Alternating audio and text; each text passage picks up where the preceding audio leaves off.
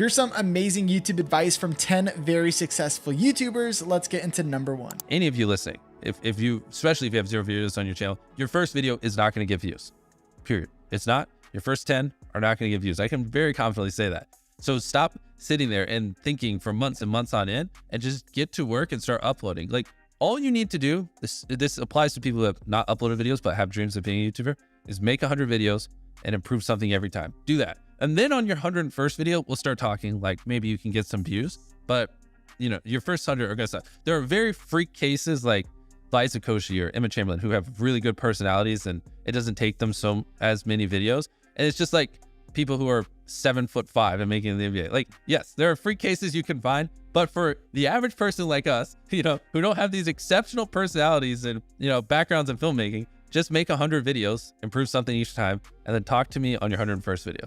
Well, the improve something each time is the tricky one. How do you improve something each time? The second one, just, I don't know, put more effort into the script. The third one, try to learn a new editing trick. The fourth one, try to figure out a way that you can have better inflections in your voice. The fifth one, try to, you know, study a new thumbnail tip and implement it. The sixth one, try to figure out a new title. There's infinite ways. That's the beauty of content creation online. There's literally infinite ways, from the coloring to the frame rate, to the editing, to the filming, to the production, to the jokes, to the pacing, to every little thing can be improved, and they can never not be improved. There's literally no such thing as a perfect video. Don't really worry about what your niche is. Like, people get hung up on this, like, I don't know what to make videos about. It would be like a writer saying, I don't know what to write about, therefore I'm not going to write. Or like an artist saying, I don't know what my masterpiece is going to be, therefore I'm not going to hold a paintbrush. It's totally okay for your niche to emerge over time. Yes, you can take a very calculating route and plot it out in advance and be like, okay, this is my path. Or you can do what I recommend, which is just start making videos on YouTube about whatever you enjoy, whatever you want. If I was starting on YouTube, I wouldn't really worry about the niche thing. I just think, you know what? Let me make videos about the things that I enjoy, maybe some close-up magic because I'm not a total loser. Maybe like iPhones, maybe like, you know, my favorite pen, maybe like, you know, tips of getting started on YouTube, maybe life as a medical student, maybe like whatever experiences in my life that I enjoy talking about and that I think I could teach on the internet. That is the stuff I would start making videos about. And over time, as you start making videos about things that you enjoy, the audience starts to resonate with some of those things. And so your niche ends up emerging over time. I never thought I would be a productivity YouTuber, but I seem to have become a productivity YouTuber because that niche just sort of emerged over time. It was not forward planned in advance. And so if you've got a lot of interest, if you've got a lot of things you're interested in, or even if you don't know what to talk about on YouTube, just start making stuff and you will figure it out. Don't be one of those writers who says, I don't know what my bestseller book is going to be about, therefore I'm not going to write a single word. It's the same with YouTube. Who cares if you don't know what your niche is? Your niche will change over time. I started off making videos for medical school applicants. I now no longer care about medical school applicants in terms of making videos, and therefore it just sort of changes over time. So don't worry about it. Don't overthink it. Just make the videos that you enjoy at the start. Strongest call to action is to watch another video, because now all of a sudden your channel went from like, say, 8 minutes of watch time to 16 minutes of watch time if they watch another one. And it shows that this person is in your little watch web. It also gives you another ad impression. Like, that is the metric that YouTube cares about. Sure, you can ask them to comment, you can ask them to like, that's totally fine. But watching another video exposes them to more of your content and shows YouTube, I am a channel that keeps people on this platform for 16 minutes rather than just 8 minutes. Yep, that's incredibly well said. And for everyone listening, 2 call to actions, it sounds like. One in the first third, that may be the like. Yeah. You don't want to ask them to watch another video and leave your current one. Yes. And the outro, just to clarify, is watch another. Correct, yes. As opposed to decision fatigue of like, watch, comment, subscribe. Yeah, people don't do any of those. Yeah. It's a meaningless call to action. Patty Galloway was talking about the ideas of your video, and then he was also talking about the titles. When it comes to ideas, and this is something we do, I just don't think we've talked about it enough. No, for sure. He said to think of 100 ideas, bring it down to the top 10, and then choose one. He goes, I can't believe when people think of one video idea and they just go and make it. Keep in mind, he's working with like Mr. Beast. He's working with people who require a like killer video idea. The point is, ideas matter so much on YouTube. Start with volume and then work your way in to the best ones. You know, transitioning from a video idea to actually landing on a title. When Patty was talking about titles, it's just crazy how just the reframing of the right title will cause so much interest. And his word was curiosity. He gave a really cool example. He was working with a client and the first variation of the title was inside a $1.7 million New York loft. They didn't really love it. And there was nothing really interesting about it except the money value, but there's probably more expensive ones or whatever, right? So then they changed it to, I found the best loft in New York, and they liked it better. They thought it improved. And then they added one more thing to it, which was, I found the best loft in NYC, ... but nobody wants it. And they were like, that's the title, to open up this curiosity loop. If it's the best loft in New York City, why does nobody want it? How can you breed curiosity into that? Because naturally, you want to click on something that sparks curiosity. You want to know the answer, and so you want to click on that video. On that note of like deciding what videos to make, how much are you good? How much does it play on your mind of, oh, I know if I make this sort of video, it'll get this many views, versus more like, I feel like making this video because I feel like it. And sort of that, to me, that's always felt like a bit of a spectrum of like doing things because I feel like it versus doing things because I know they'll perform well. How do you think about sort of videos along that spectrum? Yeah, so I think this is super lucky that the videos that I know will do well are the most interesting to me also, because they're about probably a piece of tech that is so cool that I want to check it out anyway, right? So on one half, it's like, what videos will do well? It's the hottest gadgets, the most impressive new things that people haven't seen before, collaborations with really cool, interesting people. Those I know before we make them are like, oh, those are going to do pretty well. And then on the other half is, what do I want to do? And sometimes it's, well, I want to check out this gadget. This seems pretty cool. Oh, I kind of want to talk to this person. They seem really interesting to talk to. And suddenly like they're like meshing together and it's kind of the same pool of things.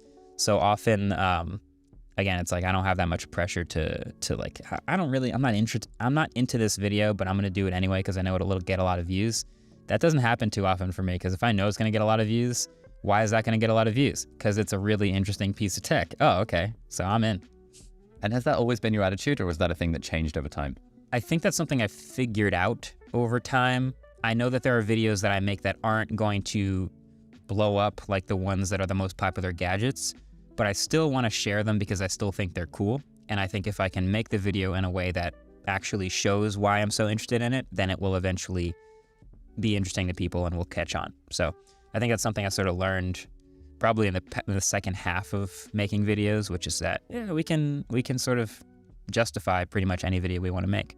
Hey, I'd like to take a moment to talk about the sponsor of this video, Podcastle. Whether you want to do a solo podcast or have all of your friends on, Podcastle allows you to have up to 10 remote guests at a time. One of the coolest parts about this is that each person is going to be recorded locally on separate tracks. And it's really easy for bringing guests on because they don't even need a Podcastle account. You just need to send them their link and then they can come onto your show. Podcastle even has a mobile app, which makes it really easy for recording and exporting your content on the go. They truly make it as simple as possible to produce your podcast. Thank you so much, Podcastle, for sponsoring this video. Is there ever a point where it's like, there's too much content, I can't watch it all?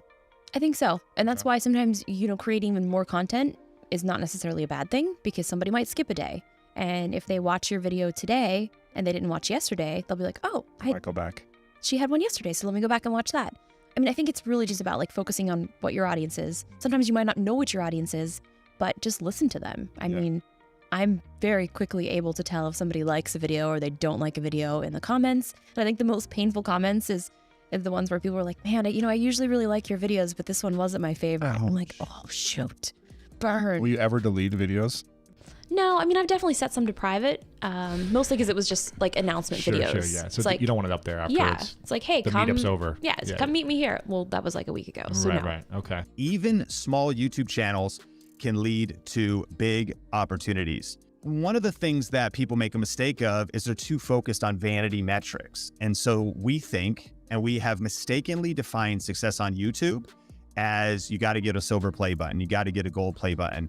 It's about getting as many views as possible. And I believe that's a flawed definition of success. Views or subscribers are not the only metrics for success. One of the underappreciated benefits of starting a YouTube channel is the connections and communities that you build with your audience.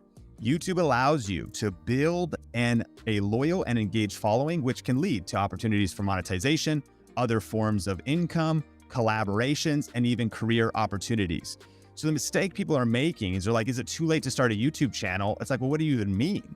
Like, is it too late to start a viral YouTube channel? Well, why do you even need to go viral? What if you have a different business model? What if you get a promotion at your job? What if it leads to that next connection or that next partner? What if it leads to your future spouse? Like, there's a lot of opportunities that could come from starting a YouTube channel. And so, I just want to present you the data that possibly defining it just by subscribers or vanity metrics is a limited, if not completely flawed, definition of success. And speaking of starting a new channel, or if your channel is small, if you haven't heard, we actually are doing a 5-day free YouTube challenge. And so if you go to tube1kchallenge.com for the new year, if you're interested in saying, Sean, I do see the opportunity on YouTube, I would like to learn some of the best tips and strategies, you can go to tube1k, the letter K, challenge.com right now. If you want to jumpstart your views right now, and maybe you're not getting the momentum or the growth that you want, is jump on trends within your niche. Can you talk about how that completely changed everything to you, and what your thoughts are when it comes to people jumping on trends, and what are your tips? Yeah, I think, doesn't he call that trend hacking? Yeah, for sure. That's everything right now. That's what Mr. Beast, and from the biggest to the smallest, that is one of the best ways to garner views and that audience and a following of subscribers and such. And so for me, it's kind of funny. I know if I have a gadget, a tech product that is maybe about to be released, if I get maybe a pre-release review unit, then it's almost like for certain, okay, well, people are going to be searching about it and talking about it right on that release date, and so that video will do well. Now, of course, you don't always get that product early. That's very hard, especially when you're first starting out. So maybe if that product just releases, then I can maybe go buy it and then quick in a couple of days turn around a video. That will often do well. Another thing is seeing that wave or that trend, the virality of something before it hits. I was on that wave right before it started to take off. And that's why I think I made it just a well-condensed little review video on hoverboards, and then YouTube really liked it. And it's like, okay, this is the authority on hoverboards. And so when all these millions of people are searching for hoverboards and how to buy one and stuff like that, I was the one that they promoted. And so there's a lot of, it's easier said than done, but trying to stay ahead of the curve on what that next trend is going to be, and then riding that wave. And then you got to remember that that wave will finish, it'll crash down, and then you got to paddle back out and then find the next one. Nothing survives forever. So I see a lot of people, even myself, hoverboards, they were hot for a little while and then they faded away. And it's like, okay, if I only did hoverboard reviews, my channel would be dead, but I had to pivot. And I like all things tech anyway, so that was kind of a natural fit. But yeah, always looking for that next wave is really key. So what's the secret to creating a good short? A lot of B-rolls. Everything that I state, I have a B-roll. And then the doctor came in with this interesting device, and I show the device. So every phrase has to be supported by footage that shows what's going on. And the more relevant the footage is, the better it is for the video. They have to be as relevant as possible, because sometimes we go to Shutterstock and we're talking about, a lot of students in the US, and then we have these faces that we've seen everywhere, like plastic acting, I don't know. You see, they're not relatable because they're actors and the production quality is amazing. But this is not what works for shorts. Something that's raw, something that is filmed with an iPhone, maybe worse quality. This is what people are looking for in that type of content. We experimented a lot with repurposed videos from YouTube. You can just tell that this video was not made for shorts. And you're like, why should I bother if the creator didn't bother creating a short specific video? And we noticed that once I switched to creating content specifically for short videos, that the traction has been tremendous. There's such a tendency, especially in a world where you're able to count your views in real time, that if it doesn't work today, it's never going to work. And, I talked to Jimmy, Mr. Beast, about this a lot. And that guy spent 7 years making videos before he had one that broke 1,000 views or something extraordinary like that. And now he's doing 1 billion views a month. Or my brother Van, who's the most brilliant mind on all of YouTube. And Van had this initial explosion of interest because he and I worked so hard to promote his first videos. And then I explained to him, I was like, look, it's all going to go away. You're going to find your baseline, then you're going to build from there. and he's been consistently uploading for a year, making the best work he can make. And now he's really building out what is going to be a successful long-term career, making videos and putting them on the internet. Yeah, and I it's really think cool to watch that. it's extremely unsexy. It's extremely uninteresting, and no one wants to hear that it takes time, but it takes time. And I think if it's something that, especially if you're young and just getting into this, you don't want to invest. But patience is really the most undervalued aspect of succeeding in the world of media today. You have all the agency in the world. You don't need anything from anyone. But if you're not willing to commit the time to it, you're never going to find that success. 100%. If you want to learn how to grow a YouTube channel this year, then click on the screen and watch this video, and I'll see you guys in the next one.